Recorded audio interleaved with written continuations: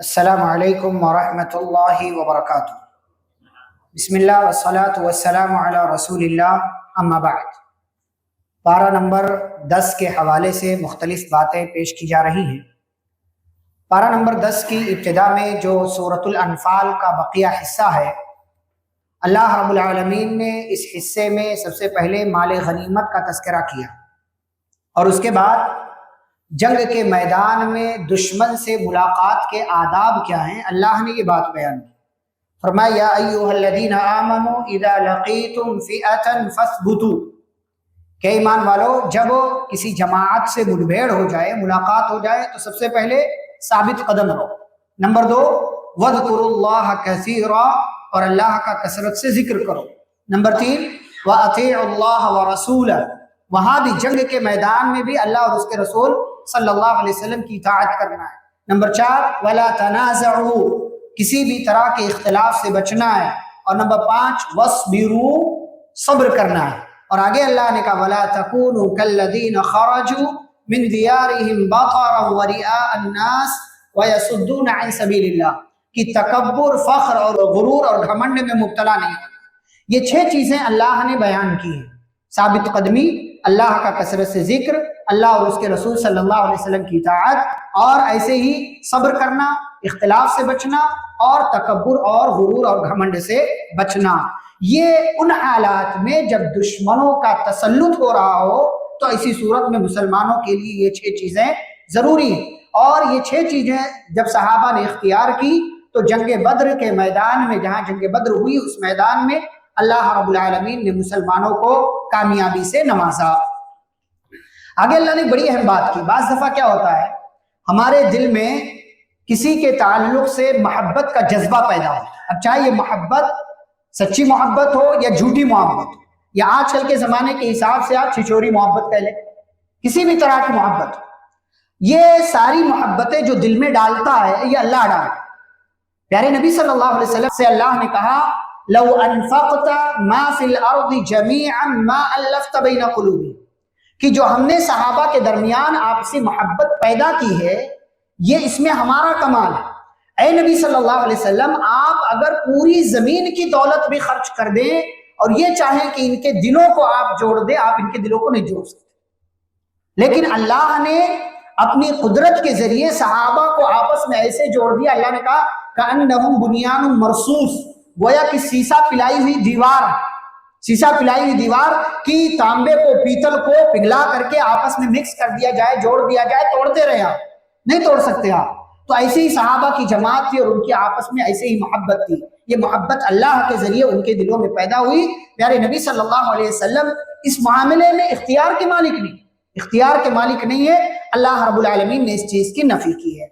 جنگ بدر میں 70 مشرکین قید کیے گئے اور 70 کو صحابہ نے کیا کیا؟ قتل کیا۔ اب یہ جو 70 پکڑے گئے تھے، ان کے بارے میں کیا کرنا ہے؟ پیارے نبی صلی اللہ علیہ وسلم نے صحابہ کو بلایا، بڑے بڑے صحابہ، مشورہ کیا کیا کریں، ان کے ساتھ کیا سلوک کیا جائے۔ تو ابو بکر صدیق رضی اللہ عنہ نے کہا کہ اللہ کے نبی صلی اللہ علیہ وسلم، ان سے فدیہ لے لیا جائے، فدیہ لے کر کے ان کو چھوڑ دیا جائے۔ فدیہ مطلب معاوضہ، اور ان میں سے جو فدیہ دینے کے قابل نہیں ہیں ان لوگوں کو اس بات کی ذمہ داری دی جائے کہ وہ ہمارے بچوں کو پڑھنا لکھنا سکھا دیں۔ یہ آپ صلی اللہ علیہ وسلم کو انہوں نے مشورہ دیا۔ عمر رضی اللہ عنہ کا مشورہ کیا تھا کہ چونکہ یہ ہم سے لڑنے کے لیے آئے تھے، لہٰذا ہمیں چاہیے کہ ہم ان کو قتل کر دیں، کیونکہ یہ ہمیں مارنے کے لیے آئے تھے۔ پیارے نبی صلی اللہ علیہ وسلم رحمت للعالمین تھے، آپ دنیا میں رحمت لٹانے اور پھیلانے کے لیے، عام کرنے کے لیے آئے تھے۔ آپ نے ابو بکر صدیق رضی اللہ تعالیٰ عنہ کا مشورہ قبول کر لیا۔ تو پیارے نبی صلی اللہ علیہ وسلم نے ابو بکر صدیق رضی اللہ عنہ کا مشورہ قبول کر لیا اور عمر رضی اللہ تعالیٰ عنہ کا مشورہ قبول لیا۔ آسمان سے اللہ نے آیتیں نازل کی، کما کان لنبی ان یکون له اسرى حتى یثخن فی الارض، کہ نبی کے لیے یہ جائز ہی نہیں ہے کہ کوئی ایسا بندہ جو مسلمانوں کو مارنے کے لیے آیا تھا اسے چھوڑ دیا جائے قید کرنے کے باوجود۔ تو اللہ کی بھی وہی بات تھی جو بات کس کی تھی؟ عمر رضی اللہ تعالیٰ عنہ کی۔ تو آپ صلی اللہ علیہ وسلم نے مشورہ قبول کیا ابو بکر رضی اللہ عنہ، اور عمر رضی اللہ عنہ وہ شخصیت ہیں جن کے بارے میں علماء نے لکھا تقریباً 22 سے 24 مقامات پر اللہ نے ان کی موافقت میں قرآن کی آیتیں نازل کی، ان کی تائید میں، ان کی موافقت میں اللہ نے کئی ایک آیتوں کا قرآن مجید کے اندر نزول کیا۔ یعنی وہ تو پہلے سے ثابت تھی، لیکن ان کے کہنے کی وجہ سے یا ان کے مشورے کی بنیاد پر یا ان کی تائید میں اللہ نے اس مسئلے کا حل مسلمانوں کے درمیان نازل کیا۔ اچھا، قیدی جن کے ساتھ یہ معاملہ تھا، ان کو قید کیا گیا تھا، انہی میں سے پیارے نبی صلی اللہ علیہ وسلم کے چچا حضرت عباس رضی اللہ عنہ تھے، انہی میں سے حضرت زینب رضی اللہ عنہا کے شوہر ابو العاص بھی موجود تھے، یعنی پیارے نبی صلی اللہ علیہ وسلم کے داماد، ابھی مسلمان نہیں ہوئے تھے۔ محبتیں دیکھیں کیسے ہوتی ہیں، محبتیں کیسی ہوتی ہے رشتہ داروں کے درمیان، جن سے تعلق ہو ان سے محبت ہوتی ہے، اور اس محبت کو نبھایا بھی جاتا ہے، چاہے وہ محبوب زندہ ہو یا انتقال کر گیا۔ حضرت زینب رضی اللہ تعالی عنہ پیارے نبی صلی اللہ علیہ وسلم کی بڑی بیٹی، آپ تصور کریں، بڑی بیٹی ہے، ابھی تک یہ حکم نازل نہیں ہوا تھا کہ ایک مسلمان عورت ایک کافر کے نکاح میں نہیں رہ سکتی۔ آپ صلی اللہ علیہ وسلم نے نکاح کر دیا تھا ابو العاص بن ربیع سے اپنی بڑی بیٹی زینب رضی اللہ تعالی عنہ کا، اور ابھی تک وہ مکہ ہی میں تھی۔ ابو العاص نے ان کو ہجرت کر کے مدینہ نہیں آنے دیا تھا، باقی آپ کی 3 بیٹیاں ہجرت کر کے مدینہ آ چکی تھی، اور جنگ بدر کے موقع سے آپ کی دوسری بیٹی رقیہ رضی اللہ عنہا کا انتقال بھی ہو چکا تھا، تو زینب کو نہیں آنے دیا تھا ابو العاص نے، ان کے شوہر نے۔ اب ابو العاص کافروں کی طرف سے بدر کے میدان میں آئے، قید کر لیے گئے، پکڑ لیے گئے، تو اب ابو العاص، آپ جانتے ہیں میاں بیوی کی محبت، زینب نے اپنے شوہر کو چھڑانے کے لیے وہ ہار نبی صلی اللہ علیہ وسلم کے پاس بھیجا، جو ہار شادی کے موقع سے ان کی ماں نے تحفے میں دیا تھا۔ اور ماں کون ہے؟ ام المومنین خدیجہ رضی اللہ تعالیٰ۔ اور خدیجہ کون ہے؟ نبی کی چہیتی بیوی، نبی کی پیاری بیوی، نبی کی وہ بیوی جن کے زندہ ہوتے ہوئے نبی نے دوسرا نکاح نہیں کیا، نبی کی وہ بیوی انتقال کر گئی تو موقع سے دوسری بیویوں کے درمیان آپ خدیجہ کا تذکرہ کیا کرتے تھے۔ نبی کی وہ بیوی انتقال کر گئی تو پیارے نبی صلی اللہ علیہ وسلم ان کی سہیلیوں کے ہاں اپنے گھر بنا ہوا سالن بھجوایا کرتے تھے۔ یہ وہ نبی کی بیوی ہے کہ نبی صلی اللہ علیہ وسلم کی قدم قدم پر مدد کی، تجارت کا سارا سامان پیارے نبی صلی اللہ علیہ وسلم کے لیے وقف کر دیا۔ یہ وہ بیوی ہے، نبی صلی اللہ علیہ وسلم پریشان ہو کر غار حرا سے آئے، جبریل پہلی مرتبہ آئے تھے، پیارے نبی صلی اللہ علیہ وسلم پہنچے گھر میں، زملونی زملونی، چادر اڑا دو۔ خدیجہ رضی اللہ تعالی عنہا نے پیارے نبی صلی اللہ علیہ وسلم کو چادر اڑایا، نبی سے پوچھا کیا ہوا، کیا مسئلہ، اتنے پریشان کیوں نظر آتے ہیں؟ کہا انی خشیت علی نفسی، خدیجہ مجھے ڈر ہے کہ میں مر نہ جاؤں، خدیجہ ڈر ہے کہ میری زندگی ایسے ہی ختم نہ ہو جائے۔ کہا مسئلہ کیا ہے؟ پورا مسئلہ بتایا۔ خدیجہ رضی اللہ عنہا نے تسلی دی، آپ جیسے بندے کو اللہ ہلاک کر دے یہ ممکن ہی نہیں ہے، آپ صلی اللہ علیہ وسلم تو یہ کام کرتے ہیں، کئی خوبیاں آپ صلی اللہ علیہ وسلم کی گنوائی، یہ وہ خدیجہ ہیں، یہ وہ نبی صلی اللہ علیہ وسلم کی پیاری بیوی ہیں کہ بیٹی نے اپنے شوہر کو چھڑانے کے لیے ماں کی طرف سے دیا ہوا قیمتی ہار پیارے نبی صلی اللہ علیہ وسلم کی خدمت میں مدینہ بھیجا۔ نبی نے ہار دیکھا، وہ ساری محبتیں، ماضی کے وہ سارے ایام، خدیجہ کے ساتھ گزارا ہوا ایک ایک لمحہ، یہ تو میری بیوی کا ہار ہے جو میری بیوی نے میری بیٹی کو تحفے میں دیا تھا۔ یعنی نبی صلی اللہ علیہ وسلم کی آنکھوں سے آنسو بہ پڑے ہیں۔ خدیجہ بیٹی کے لیے تحفہ دیا، اور بیٹی شوہر کو بچانے کے لیے تحفہ یہ ہار میرے پاس بھیج رہی ہے۔ یعنی نبی صلی اللہ علیہ وسلم رو پڑے۔ صحابہ نے وجہ پوچھی، رونے کی وجہ کیا ہے؟ کہا بیٹی نے ماں کی طرف سے دیا ہوا تحفہ، بیٹیاں اللہ کی طرف سے تحفہ ہے، اللہ کی طرف سے تحفہ ہے، اور ماں کی طرف سے جو تحفہ بیٹی کو شادی کے موقع سے ملے، شادی سے پہلے ملے، شادی کے بعد ملے، بیٹیاں بڑے سوار کر رکھتی ہیں، لیکن بیٹی نے اپنے شوہر کو بچانے کے لیے وہ تحفہ جو ماں نے دیا تھا پیارے نبی صلی اللہ علیہ وسلم کو دے دیا۔ پیارے نبی صلی اللہ علیہ وسلم پریشان ہوئے، صحابہ نے وجہ پوچھا، آپ نے وجہ بتایا، اور اس کے بعد پیارے نبی صلی اللہ علیہ وسلم نے صحابہ سے اجازت مانگا۔ یہ ہے قاضی، یہ ہے جج، صحابہ سے اجازت مانگا، تم اگر اجازت دو تو ابو العاص کو چھوڑ دیا جائے اور زینب کو دیا گیا یہ ہار زینب کو واپس کر دیا جائے۔ اللہ کے نبی آپ جس میں راضی ہم راضی۔ پیارے نبی صلی اللہ علیہ وسلم نے چھوڑ دیا، لیکن ابو العاص سے کہا ابو العاص یاد رہے ابو العاص یاد رہے ہم چھوڑ رہے ہیں، لیکن مکہ پہنچو اور مکہ پہنچ کر کے ہماری بیٹی کو ہمارے حوالے کر دو، جب تک مسلمان نہیں ہوتے ہماری بیٹی دوبارہ تمہارے پاس نہیں جاتی، یہی تمہاری آزادی کا پروانہ ہے۔ ابو العاص نے کہا ٹھیک۔ ابو العاص مکہ گئے اور مکہ جا کر کے زینب رضی اللہ تعالیٰ عنہ کو مدینہ بھیج دیا۔ زینب رضی اللہ تعالیٰ عنہ مدینہ آ گئی اور تھوڑے دنوں کے بعد محبت دیکھیں، مسلمان نہیں ہے لیکن بیوی سے محبت اتنی ہے کہ نبی کے کہنے پر بھیج دیا، مسلمان نہیں، جدائی پیدا ہو گئی۔ ایک مدینے میں ایک مکے میں دونوں کے درمیان جدائی پیدا ہو چکی ہے، لیکن بے قراری ایسی ہے، بے بسی ایسی ہے، پریشانی ایسی ہے، زینب کی یاد آ رہی ہے، محبت ٹھاٹے مار کر کے دل میں پیدا ہوتی ہے، اور مدینہ پہنچتے ہیں، پیارے نبی صلی اللہ علیہ وسلم کے ہاتھ پر کلمہ پڑھ کر کے مسلمان ہو جاتے ہیں۔ ابو العاص یہ امانت تمہارے حوالے، لے جاؤ اور زینب کے ساتھ اپنی زندگی گزارو۔ اور تھوڑے دنوں کے بعد ابو العاص کا انتقال ہوا۔ محبتیں ایک دوسرے کے ساتھ جڑی رہتی ہیں، ایک دوسرے کے ساتھ جڑی رہتی ہیں۔ ابو العاص کا انتقال ہوا اور ان کے انتقال کی وجہ سے زینب اتنی بے قرار، اتنی پریشان ہوئی کہ تھوڑے دنوں کے بعد ان کا بھی انتقال ہوا۔ دنیا میں یہ جوڑا ساتھ تھا، وفات کے بعد بھی یہ دونوں ایک ساتھ ہو گئے اور اللہ رب العالمین نے انہیں اپنے پاس بلا لی۔ محبتیں ہوتی ہیں میرے بھائیوں، دنیا کے اندر ان محبتوں کی قدر کرو، مر جاؤ گے ایک دن۔ کیا بھائی سے ناراضگی، کیا ماں سے ناراضگی، کیا بیوی سے ناراضگی، کیا اولاد سے ناراضگی، یہ دنیا میں رہ جائیں گی یہ ساری چیزیں۔ آپ اچھا کرو گے، برکتیں نازل ہوں گی، اللہ کے ہاں اس کا بہت بہتر ثواب پاؤ گے، ورنہ آپ اپنی انا میں، اپنی خودی میں، اپنے اس میں جو ہے غرور میں، گھمنڈ میں، میں ایسا، میرا ایسا، یہ وہ، یہ ساری چیزیں چھوڑ دیجئے، ان سب کی قربانی دیجئے۔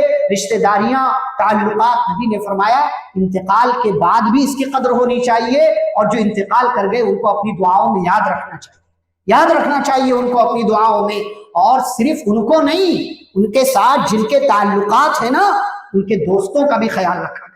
ماں باپ کا انتقال ہو جائے تو ماں باپ کے انتقال کے بعد ان کے جو دوست ہیں، سہیلیاں ہیں، ان کو بھی یاد کرنا چاہیے، ضرورت مند ہے تو ان تک سامان پہنچانا چاہیے۔ یہ نبی صلی اللہ علیہ وسلم کی زندگی کا ایک حصہ ہے، تو یہ ضمناً بات آئی جس کا تذکرہ میں نے آپ کے سامنے کر دیا۔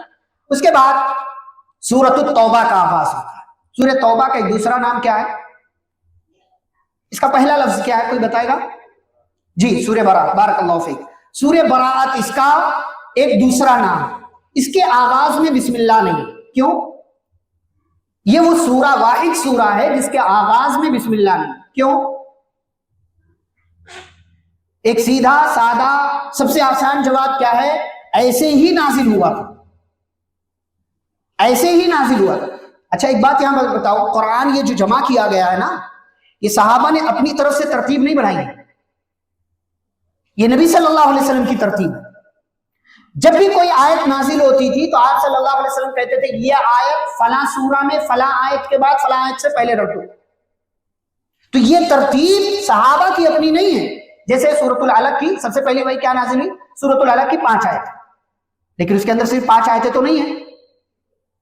آپ سورہ پڑھیں تو اس کے اندر اور بعد میں کئی تقریباً 20-25 آیتیں اور ہیں اس سورہ میں۔ تو یہ سورہ اتنی ساری آیتیں، صرف 5 آیتیں پہلے نازل ہوئی اور بعد کی آیتیں اور بعد میں نازل ہوئی ہیں، تو ان دونوں کو مکس کر دیا گیا۔ صحابہ نے اپنی طرف سے کیا نہیں۔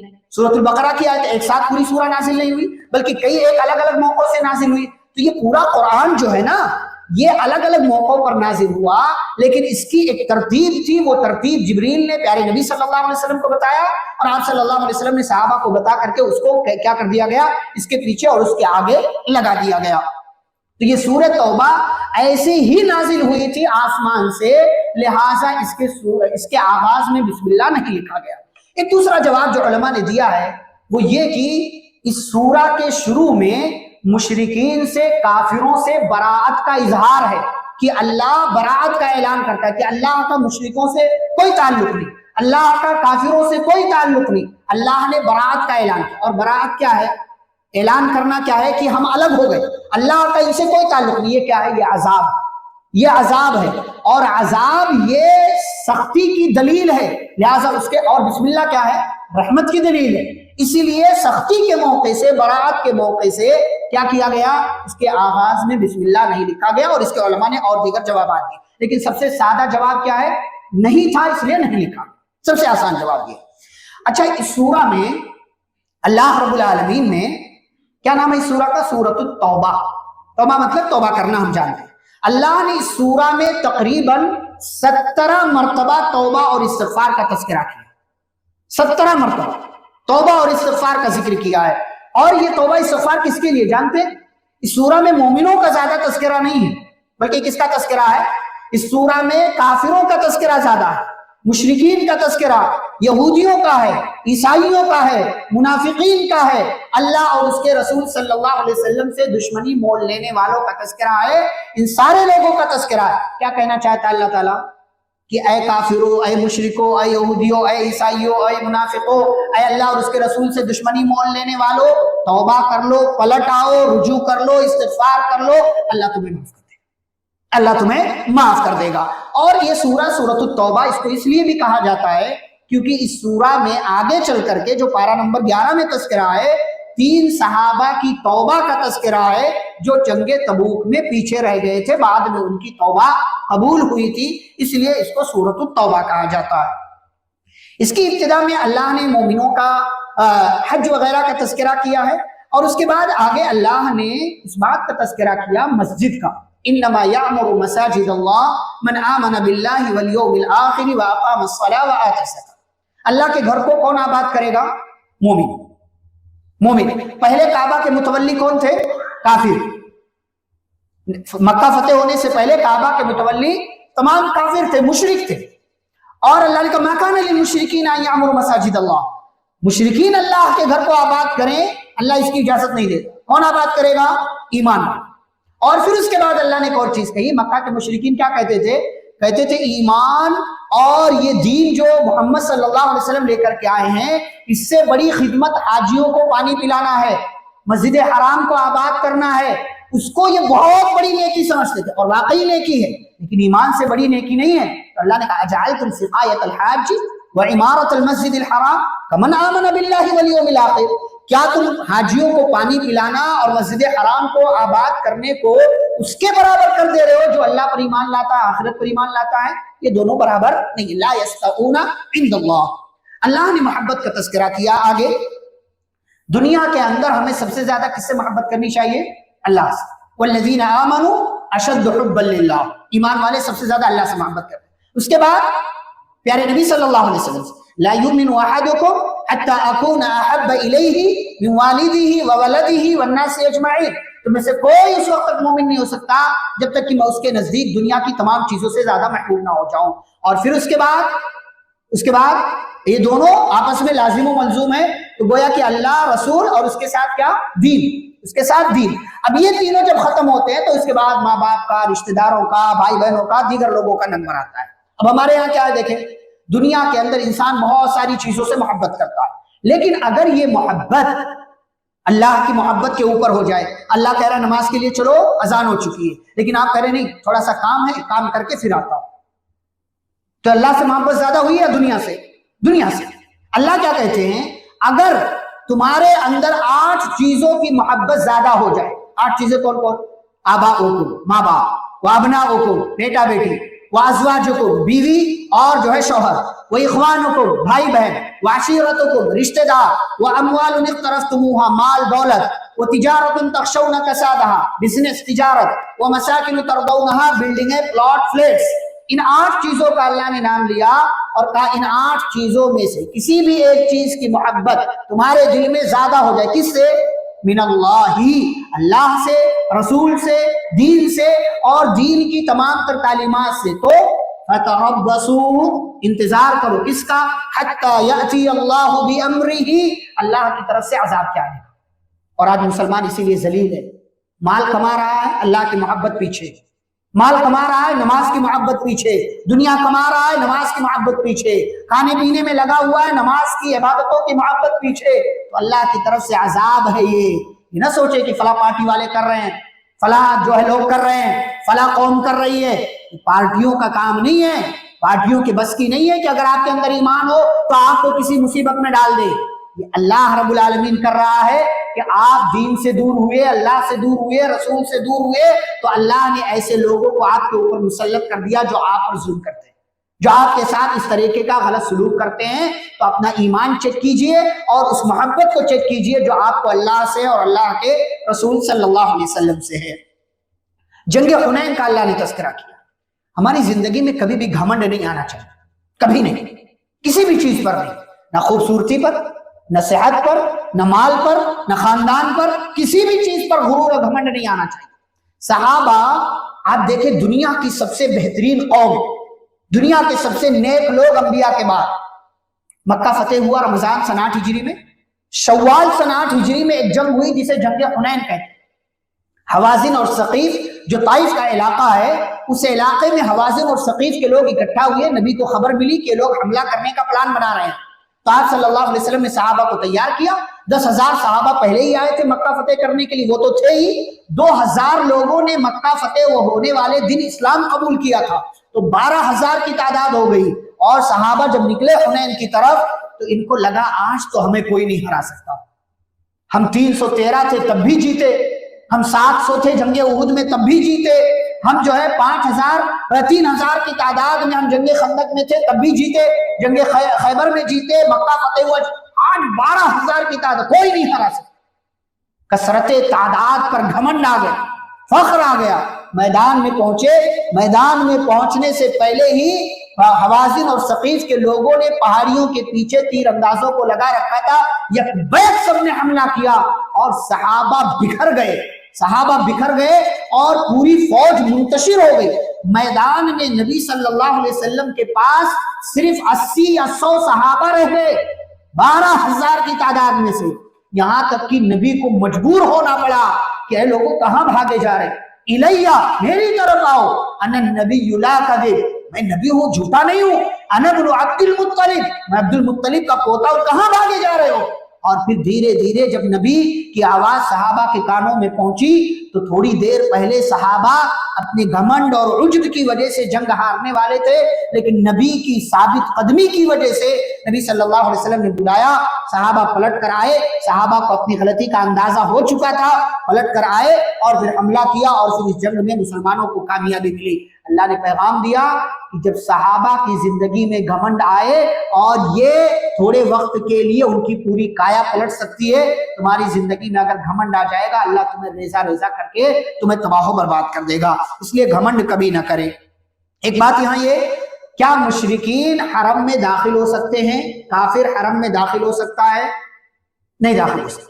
خانہ کعبہ کے آس پاس جو حرم کا علاقہ ہے، اس حرم میں کوئی بھی کافر داخل نہیں ہو سکتا۔ سن 9 ہجری میں مکہ فتح ہونے کے 1 سال کے بعد یہ سورۃ التوبہ نازل ہوئی ہے۔ حضرت ابوبکر صدیق رضی اللہ عنہ کو امیر بنا کر کے نبی صلی اللہ علیہ وسلم نے حج کے لیے بھیجا، پھر پیچھے سے حضرت علی کو بھیجا کہ جاؤ مکہ والوں کے درمیان یہ اعلان کر دو کہ اب آج کے بعد کوئی بھی کافر خانہ کعبہ کا طواف نہیں کرے گا، ننگا طواف نہیں کرے گا، بلکہ حرم کے ایریے میں وہ داخل بھی نہیں ہو سکتا، اسے مہلت دی جاتی ہے کہ وہ مکہ چھوڑ کر کے حرم کے حدود سے باہر چلا جائے۔ اب کوئی بھی کافر حرم کے ایریے میں داخل نہیں ہو سکتا، یہ مکہ کی بات ہے، لیکن مدینہ بھی حرم ہے، مدینہ بھی حرم ہے، لیکن اس کی حرمت خانہ کعبہ کی حرمت جیسی نہیں ہے۔ وہاں بوقت ضرورت کوئی بھی کافر لایا جا سکتا ہے، کسی کافر کو حرم کے ایریے میں داخل کیا جا سکتا ہے۔ پچھلے دنوں ہمارے ملک کی جو ہے ایک وزیر گئی اور بہت واویلا ہوا، تباہیاں مچائیں سعودی عرب کی حکومت کے خلاف، یہ گالیاں، یہ افواہ، یہ جو ہے مغلظات بکتے رہے لوگ۔ حرم مدینہ ہے، بے شک ہے، لیکن حرم مدینہ کے حرم میں بوقت ضرورت کسی کافر کو لایا جا سکتا ہے۔ سمامہ بن اسال کافر تھے، 3 دن تک مسجد نبوی کے کھمبے سے باندھے گئے، 3 دن تک مسجد نبی کے کھمبے۔ حضرت عمر رضی اللہ عنہ کو جس مجوسی غلام نے مارا، فیروز نے، وہ کافر تھا، مجوسی تھا، حضرت عمر نے اسے مدینہ میں رہنے کی اجازت دی۔ کئی ایک لوگ تھے جو مدینہ میں رہا کرتے تھے، بلکہ بالکل مسجد نبی سے قریب رہتے تھے۔ تو حرم جو خانہ کعبہ والا ہے اس کا معاملہ الگ ہے، اور جو مسجد نبی والا حرم ہے اس کا معاملہ الگ ہے، دونوں میں فرق باقی رہنا چاہیے۔ اللہ رب العالمین نے آگے سماج کے 2 ستونوں کا تذکرہ کیا۔ سماج میں بیلنس باقی رکھنے میں 2 لوگوں کا بڑا کردار، ایک علماء کا اور ایک مالداروں کا۔ یہ دونوں اگر ٹھیک ہو جائیں، اپنی اپنی ذمہ داریاں نبھائیں، تو پھر معاشرے میں بہت حد تک کیا ہے برائیاں اور رسم و رواج پر قابو پایا جا سکتا ہے۔ اب دیکھیں ہمارے یہاں کچھ حرام خور مولوی، حرام کھانے والے، اپنے پیٹ کی پوجا کے لیے، پیٹ بھرنے کے لیے کیا کرتے؟ لوگوں کو سچی بات نہیں بتاتے، تعویذ کا کاروبار اور جو ہے رقیہ کا کاروبار اور اس طریقے کی تمام پورا کاروبار پھیلا ہوا، دین کو تماشا بنا رکھا ہے لوگ۔ لَيَأْكُلُونَ أَمْوَالَ النَّاسِ بِالْبَاطِلِ، باطل طریقے سے مال کھا رہے لوگ۔ وَيَصُدُّونَ عَنْ سَبِيلِ اللَّهِ، کہتے نہیں یہ سچ ہے، یہ سچ ہے، یہ سچ ہے۔ ایسا آتے کہ کیا فلاں کے نام پر فلاں خواجہ، فلاں پیر، فلاں بابا، ایسی کہانیاں کر رکھی ہے کہ فرشتہ روح لے کر کے جا رہا ہے، مرید آیا شکایت کیا، روح فرشتے سے روح چھین لیا، نعوذ باللہ۔ کہانیاں بنا رہے لوگوں کو اللہ کے راستے سے روک رہے ہیں۔ تو علماء اپنا کام بخوبی نہیں کر رہے ہیں، اسی لیے شرک پھیل رہا ہے، بدعتیں آ رہی ہیں، رسوم و رواج بڑھ رہے ہیں۔ اور نمبر 2، مالدار کیا کر رہے ہیں؟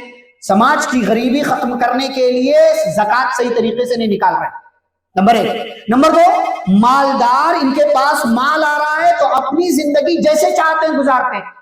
انہی کی وجہ سے شادیوں میں طرح طرح کے رسوم و رواج پیدا ہوتے ہیں، جہیز کا لین دین انہی کی وجہ سے شروع ہوا۔ سماج میں اور طرح کی جو غلط چیزیں ہیں، پٹاخے پھوڑنا، آتش بازیاں کرنا، ناچنا گانا کودنا، میوزک کرنا، یہ سب انہی مالداروں کی وجہ سے ہے۔ تو علماء اپنا کام صحیح سے کریں، مالدار اپنے مال کا صحیح استعمال کریں، تو ان دونوں کی وجہ سے معاشرہ خوشگوار ہوگا اور معاشرے کے اندر سے بہت حد تک برائیوں پر، شرک پر قابو پایا جا سکتا ہے۔ اللہ نے آگے اس بات کا تذکرہ کیا کہ مہینوں کی تعداد کتنی ہے؟ 12۔ جب سے اللہ نے آسمان و زمین بنایا تب سے مہینے 12، یہی محرم، صفر، ربیع الاول سے لے کر کے ذی القعدہ، ذی الحجہ تک۔ لیکن ابھی کون سا سال چل رہا ہے عربی کا؟ 1445۔ یہ کہاں سے شروع ہوا؟ نبی صلی اللہ علیہ وسلم کی ہجرت سے، اسی لیے کیا کہتے ہیں اس کو؟ ہجری۔ پہلے سال نہیں ہوتے تھے، پہلے صرف مہینے ہوتے تھے اور تاریخ ہوتی تھی، سال نہیں ہوتے تھے پہلے۔ یہ مہینہ جب سے آسمان و زمین قائم ہے تب سے ہے، پہلے تاریخ نہیں ہوتی تھی۔ یہ انگریزی تاریخ جو ہے کب سے ہے؟ عیسیٰ علیہ السلام کی پیدائش سے لوگوں نے ایجاد کر لیا، اس سے پہلے لوگوں کا اپنا سسٹم تھا، اسی حساب سے کرتے تھے۔ لیکن عرب والوں کے یہاں عربی تاریخ جو چلتی تھی مہینہ اور تاریخ۔ تو اب جب اسلامی حکومت پھیلی اور اس میں 4 مہینے حرمت والے آپ جانتے ہیں، اس پر ہم بات نہیں کر رہے۔ ہجری سال کا آغاز کیسے ہوا، تھوڑا سا اشارہ آپ کو دے۔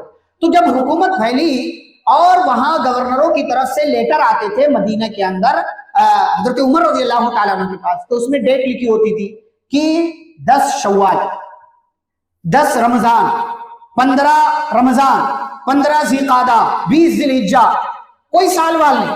تو صحابہ کے درمیان یہ بات آئی کہ آگے چل کر کے تاریخ بنے گی تو یہ سوچا جائے گا کہ یہ کون سے وقت کا رمضان، کون سے وقت کا شوال، کیسے فرق پیدا ہوگا۔ تو کہا کیا کرے؟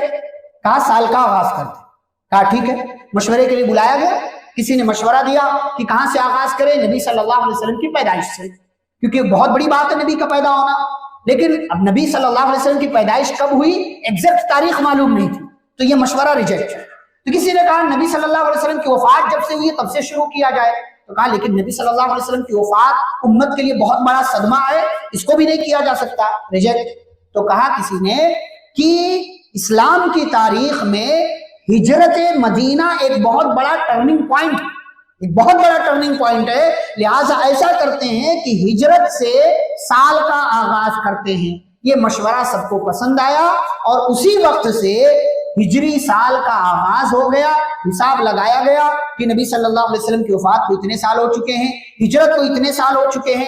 آپ صلی اللہ علیہ وسلم نے ہجرت کون سے مہینے میں کیا؟ کون سے مہینے میں؟ ربیع الاول میں۔ لیکن سال کا آغاز کب سے ہوا؟ کب سے؟ محرم سے۔ کیوں ایسا؟ کیوں ایسا؟ اس لیے کہ نبی صلی اللہ علیہ وسلم نے پلان بنانا شروع کیا تھا 2 مہینہ پہلے سے۔ تو صرف ریزلٹ پر نگاہ نہیں ہونا چاہیے، ایفرٹ پر بھی نگاہ ہونا چاہیے۔ ہمارے یہاں لوگ ریزلٹ تیرا تو اتنے کم مارکس آئے تیرے، ارے اس سے پہلے کوشش دیکھو، کوشش کے حساب سے ریزلٹ دیا، کوئی مسئلہ نہیں۔ ہمارے لوگ کوششیں نہیں دیکھتے، رزلٹ دیکھ کر کے فیصلے کرتے، غلط طریقہ ہے۔ تو صحابہ نے کیا کیا، ربیع الاول سے نہیں، محرم سے ہجری سال کا آغاز ہوگا، اور اسی وقت سے ہجری سال کا آغاز ہوا۔ یہ کہا جانے لگا سن 1 ہجری، سن 2 ہجری، سن 10 ہجری، سن 50 ہجری، اور آج پیارے نبی صلی اللہ علیہ وسلم کی ہجرت کو 1445 سال ہو چکے۔ پیارے نبی صلی اللہ علیہ وسلم ہجرت کر کے آپ اپنے گھر سے نکلے، کل ہم نے ادھورا تذکرہ کیا تھا، آپ غار ثور پہنچے۔ غار ثور میں داخل ہونے سے پہلے ابو بکر صدیق رضی اللہ تعالیٰ عنہ نے اندر آپ گئے، کہا نبی صلی اللہ علیہ وسلم سے آپ باہر رہیے، میں اندر صاف کر کے آتا ہوں۔ گئے، صاف کیا، اور پیارے نبی صلی اللہ علیہ وسلم کو بلایا، سارے سوراخ بند کر دیے، 2 سوراخ رہ گئے، اس میں اپنا پیر ڈال دیا۔ آپ صلی اللہ علیہ وسلم کو بلایا، نبی صلی اللہ علیہ وسلم آئے، ابو بکر صدیق کی گود میں سر رکھ کر کے سو گئے۔ سبحان اللہ، کتنا حسین منظر ہے یہ کہ ایک نبیوں کا سردار اور ایک اس امت کے تمام تر انسانوں کا سردار نبی صلی اللہ علیہ وسلم کے بعد، دونوں دوست، ساتھی، رفیق یار، رفیق غار، سب آپس میں ایک دوسرے کے لیے جان قربان کر دینے والے، ایک جاگ رہا ہے، دوسرا سویا ہوا ہے، ایک اپنا پیر دونوں جو ہے سوراخ میں ڈالے ہوا ہے، اور دوسرا ابو بکر صدیق کے ران پر سر رکھ کر کے سویا ہوا آرام کر رہا ہے۔ اسی دوران کسی زہریلے جانور نے ابو بکر صدیق رضی اللہ عنہ کو ڈس لیا، تکلیف ہوئی، شدت کی تکلیف ہوئی، لیکن محبوب گود میں سویا ہوا ہے، ذرا سی حرکت ہوئی محبوب کی نیند میں خلل پیدا ہو جائے گا۔ ابو بکر صدیق نے تکلیف برداشت کیا، برداشت کیا، برداشت کیا، لیکن انسان تھے، کب تک برداشت کرتے؟ آخر آنکھوں سے آنسو ٹپکے، وہ آنکھوں سے نکلنے والے آنسو نبی صلی اللہ علیہ وسلم کے جسم پر گرے، آپ کی آنکھ کھلی، بیدار ہوئے۔ ابو بکر کیا ہوا؟ اللہ کے رسول کسی زہریلے جانور نے ڈس لیا ہے، نبی نے اپنا لعاب لگا دیا اور صدیق کائنات کی وہ تکلیف ختم ہو گئی۔ یہ ہے ایک کسی کو دوست بناؤ نا تو نیکی کی بنیاد پر دوست بناؤ، اور یہ دوستی زندگی کی آخری سانس تک، بلکہ دوست کی وفات کے بعد بھی جاری رہنا چاہیے۔ ہمارے ہاں لوگ مال دیکھ کر کے دوستیاں کرتے ہیں، اسٹیٹس دیکھ کر کے دوستیاں کرتے ہیں، یہ دیکھ کر کے وہ دیکھ کر کے دوستیاں کرتے ہیں۔ بہت غلط طریقہ ہے۔ دوستی کے حوالے سے اپنے آپ کو بہترین بناؤ، اس لیے کہ آپ کا دوست جیسا ہوگا آپ بھی ویسے ہوں گے، اور سماج میں آپ کو اسی حساب سے پہچانا جائے گا۔ اور پھر اس کے بعد آپ صلی اللہ علیہ وسلم 3 دن تک غار ثور میں رہے۔ 3 دن کے بعد جب دیکھا کہ حالات نارمل ہوئے، اور اس دوران پوری ترتیب آپ نے بنا رکھی تھی، یہاں تک کہ مکہ والوں نے انعام کا اعلان کیا تھا، سرچ کرنے والے، تلاش کرنے والے بالکل سرے پر پہنچ گئے غار کے۔ ابو بکر صدیق رضی اللہ عنہ پھر سے پریشان، اللہ کے نبی اگر وہ اپنے پیر کی طرف دیکھ لیں، وہ ہمیں دیکھ لیں گے، ہمارے اوپر نظر پڑ جائے گی۔ ادھر ابو بکر صدیق پریشان ہیں، پیارے نبی کی زبان سے جملہ نکلتا ہے، ما ظنک یا ابا بکر باثنین اللہ ثالثہما، ابو بکر تمہارا ان 2 لوگوں کے بارے میں کیا خیال ہے جن کا تیسرا اللہ ہے؟ نبی نے کہا لا تحزن لا تحزن ان اللہ معنا، گھبراؤ نہیں ابو بکر، اللہ ہمارے ساتھ، اللہ ہماری مدد کرے گا۔ اور اللہ نے ان کافروں کی نگاہیں اچک لی اور وہ وہاں سے چلے گئے۔ پیارے نبی صلی اللہ علیہ وسلم 3 دن کے بعد نکلے اور آپ مدینہ کے سفر پر روانہ ہو گئے۔ آگے ایک بات ذکر کر کے بات ختم کریں گے، وہ بات یہ ہے، دیکھیں پارہ نمبر یہ 10 چل رہا ہے، اس میں ایک چیز اللہ نے بیان کیا، مصیبتیں اللہ کی طرف سے آتی، کبھی زندگی میں مصیبت آئے تو یہ سوچ لیں کہ اللہ کی طرف سے، پریشان نہ ہو، پریشان نہ ہو۔ اگر آپ کے دل میں یہ بات آ گئی کہ یہ مصیبت جو آئی ہے نا، یہ فلاں فلاں فلاں فلاں کی طرف سے نہیں، یہ اللہ کی طرف سے آئی، تو بس آپ کو ایک بہت حد تک اطمینان مل جائے، سکون۔ لیکن جب آپ پریشانی کی وجہ تلاش کرنے لگتے ہیں، باہر، اندر تلاش کریں تو اچھی بات ہے، باہر تلاش کریں، میرا دشمن یہ تو پھر ٹینشن پالتے ہیں، ٹینشن پالتے ہیں، ڈپریشن میں جاتے ہیں، ڈپریشن میں جاتے ہیں، دماغ خراب ہوتا ہے، دماغ خراب ہوتا ہے، ہاسپٹل جاتے ہیں، ہاسپٹل جاتے ہیں، دنیا سے چلے جاتے ہیں۔ یہ چکر نہیں ہونا چاہیے۔ قل لن یصیبنا الا ما كتب اللہ لنا، جو کچھ ہمارے ساتھ ہو رہا ہے سب اللہ نے لکھا ہے، سب اللہ نے لکھا، هو مولانا، وہ ہمارا مولا ہے، اور اسی پر مومنوں کو کیا کرنا چاہیے؟ بھروسہ کرنا چاہیے۔ یہاں ایک اپنی زندگی کے حوالے سے ایک واقعہ میں آپ کے سامنے ذکر کرتا ہوں، جھوٹ بولنے کے حوالے سے، جھوٹ بولنے یا بات کو گھما کر کے کسی اور، ہمارے یہاں دیکھیں کتنی آسانی سے لوگ جھوٹ بولتے ہیں، جھوٹ بول کر کے کام چلاتے ہیں، اس کا نقصان آپ کی زندگی میں کتنے سالوں تک رہتا ہے آپ کو اس کا اندازہ بھی نہیں۔ حفظ کے دوران جب قرآن مجید حفظ کرنے کا موقع اللہ نے دیا تو حفظ کے دوران معمول کیا تھا کہ پہلے شروع میں 15 لائن والا جو قرآن ہوتا ہے 4 پیج 5 پیج 6 پیج سنانا حافظ صاحب، یاد کریں، روزانہ کا معمول تھا. یہ سلسلہ آگے بڑھتے بڑھتے پارہ نمبر 10 تک پہنچا. پارہ نمبر 10 میں 8 پیج پہلے ہی سنائے جا چکے تھے. 8 پیج نہیں، ہاں 8 پیج پہلے ہی سنائے جا چکے تھے. 12 پیج 15 لائن والے قرآن میں 20 پیج ہوتے ہیں، 20 پیج ہوتے ہیں، تو 12 پیج رہ گئے تھے. اس دن ہمارے استاد کو، قاری صاحب کو کہیں اور جانا تھا کہ دوسرے دن وہ نہیں رہے.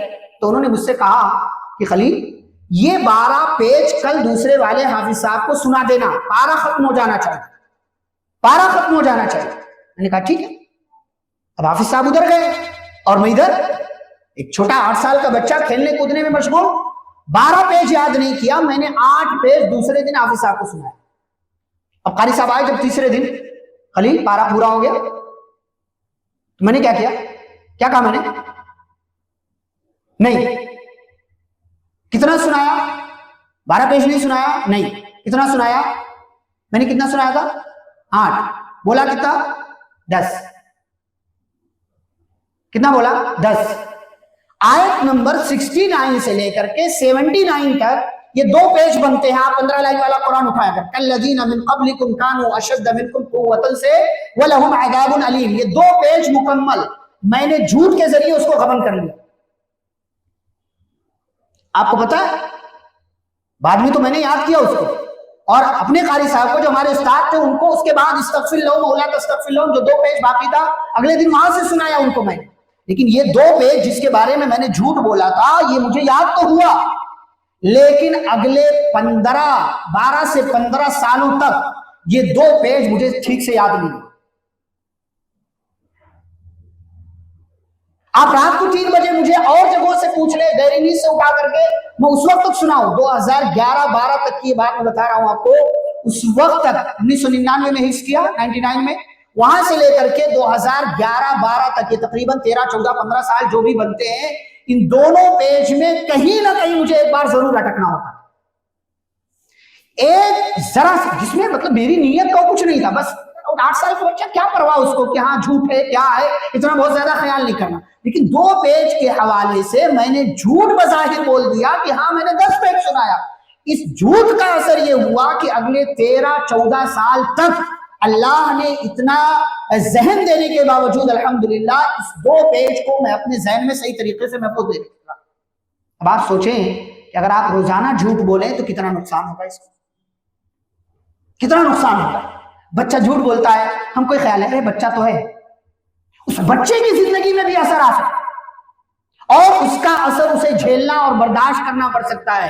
اس لیے غلط چیزوں سے اپنے آپ کو، اس سے پہلے میں نے کیا کہا تھا، سنت پر عمل نہ کرنے کا نقصان یہ ہوتا ہے کہ آپ کی زندگی سے برکتیں اٹھا لی جاتی اور چیز کو معمولی سمجھنا، ارے چلتا ہے چلتا ہے. تو اس کی وجہ سے بہت سارے خیر سے بھی آپ محروم ہوتے ہیں اور بہت ساری ایسی چیزیں ہیں کہ جن کا نقصان آپ کو آگے آنے والی زندگی میں برداشت کرنا پڑتا ہے. تو ایک ذاتی تجربہ آپ کو سمجھانے کے لیے، سبق کے لیے، اپنی تعریف کے لیے نہیں بلکہ سبق کے لیے آپ کو میں نے بیان. اب الحمدللہ اللہ سے معافی وغیرہ مانگا اور استغفار کیا کہ اللہ جھوٹ بولا یہ وہ، تو اللہ تعالیٰ نے اب ذہن میں اس کو رکھا ہوا الحمدللہ، اب اس میں اٹکنے کا مسئلہ نہیں ہوتا ہے. اس کے بعد جنگ تبوک وغیرہ کا تذکرہ ہے انشاءاللہ. کل کی مجلس میں جو جنگ تبوک کا بیشتر حصہ ہے، جنگ تبوک کے حوالے سے ہم آپ کے سامنے تفصیل کے ساتھ تذکرہ کریں گے، اور ان 3 صحابہ کا بھی کہ جو صحابہ جنگ تبوک سے پیچھے رہ گئے تھے، اور اس کے علاوہ پارہ نمبر 11 کے حوالے سے مختلف باتیں ہوں گی. اللہ رب العالمین ہم سبھی کو نیک اعمال کرنے اور بری چیزوں سے بچنے کی توفیق عطا فرمائے. آمین. وصلی اللہ علی النبی الکریم. السلام علیکم ورحمۃ اللہ وبرکاتہ.